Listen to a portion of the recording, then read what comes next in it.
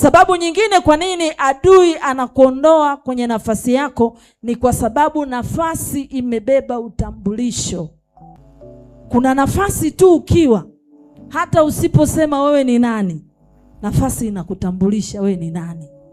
Kwa hivyo adui anakuondoa kwenye nafasi yako ili usijulikane, usiwahi kusikika na mtu yeyote, asiwahi kujua habari zako, kwa sababu anajua kwamba ukitambulika maisha yako yatakuwa ni maisha ya amani. Ikiwa Mungu amekuumba, ameweka neema ya kufanya biashara ndani yako, automatically kulingana na nafasi ya biashara ulionayo utakuwa na jina kubwa na watu wote watakujua. Jina lako litatambulika kila mahali.